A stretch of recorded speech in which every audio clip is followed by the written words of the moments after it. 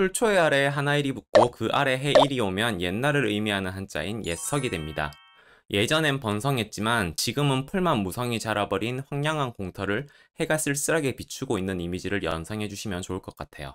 옛석의 음독은 세키와 샤크가 있습니다. 다만 석일, 석시, 석령과 같은 옛석의 음독 어휘는 대부분이 사용 빈도가 굉장히 낮은 문어적인 어휘이기 때문에 참고만 해주시는 편이 좋을 것 같아요. 훈독은 무카시입니다. 말 그대로 옛날을 의미합니다. 히토무카시라고 하면은 한옛날, 보통 한 10년 정도 전쯤을 의미하는 단어예요.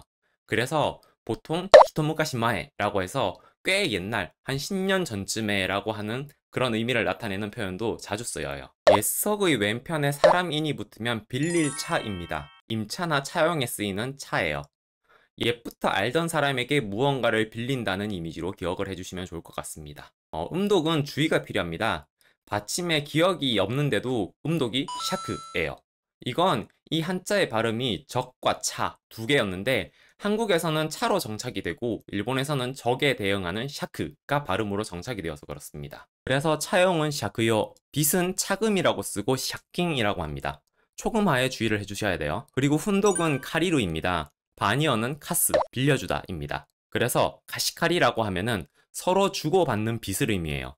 보통 고레데 가시카리 와나시다나와 같이 나이와 세트로 써서 둘 사이에 더 이상 서로 빚진 것은 없는 거다 라고 하는 표현으로 사용이 돼요.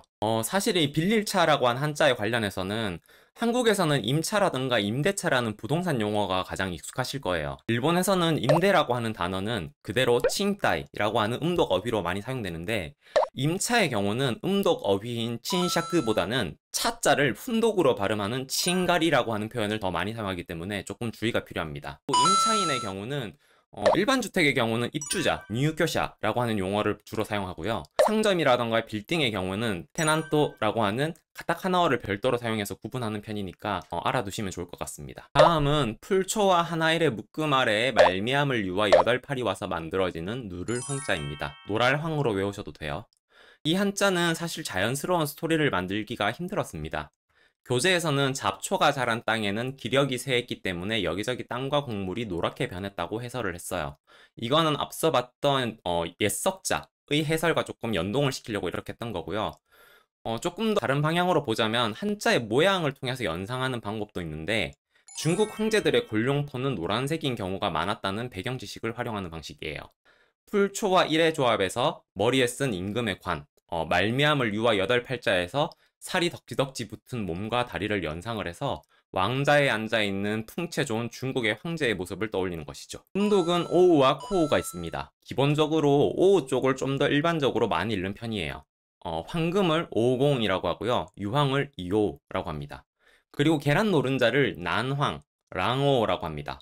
참고로 계란 흰자는 남백, 람바크라고 하니까 세트로 외워주시면 좋겠죠.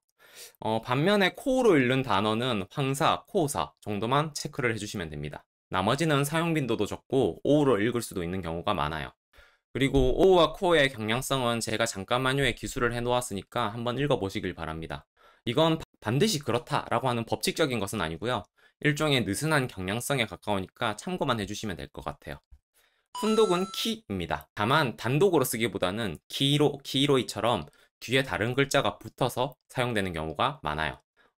아까 계란 노른자를 랑오라고 한다고 했죠.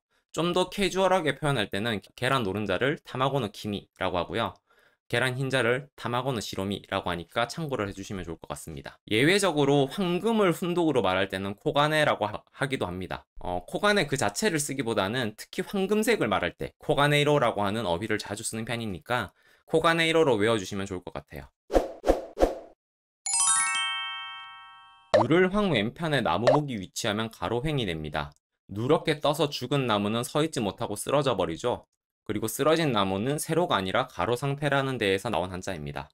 또 올바르지 못한 상태라는 데에서 부조리라고 하는 의미를 나타내기도 합니다. 음독은 오우입니다. 기본 의미인 가로를 의미하는 단어는 횡단, 오당, 종횡, 주오 등이 있습니다. 횡단은 보통 횡단보도, 오당호도에 많이 쓰이고요. 종횡은 종횡무진, 주오무진이라고 하는 사자성어로 많이 쓰니까 이 단어들도 함께 알아주시면 좋을 것 같아요.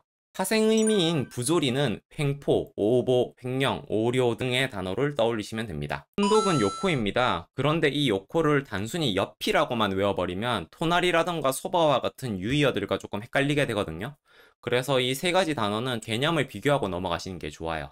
우선 요코는 무언가의 가로선상에 옆으로 늘어서져 있는 모든 것을 의미한다고 생각을 해주세요. 즉, 내 기준으로 봤을 때 가로선상에 위치하기만 하면은 모두 요코의 대상이 될 수 있는 거예요. 반면에 토나리는 이웃의 개념이기 때문에 가장 가까이에 위치한 비슷한 종류의 대상을 의미해요. 쉽게 말하면은 우리가 흔히 말하는 바로 옆 이웃의 개념을 생각하시면 됩니다. 반면 소바는 바로 곁, 주변 개념이기 때문에 근거리 주변에 있기만 하면 돼요. 그래서 보통 연인에게 쭉 내 곁에 있어줘 라고 하는 대사로 즈또 소바니 이때 호시 라고 하는 거예요.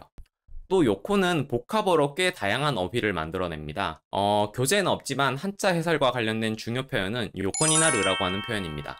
직역하면은 가로가 되다 이지만 눕다라는 의미를 가집니다. 나무가 가로로 쓰러진 상태를 인간에 비유하면 누운 상태죠. 일상에서 아주 빈번하게 사용되는 표현이니까 꼭 알아두시길 바래요. 또 부조리와 관련된 표현은 요코미치, 새길이라든가 요코도리, 가로챔 같은 것들이 있습니다.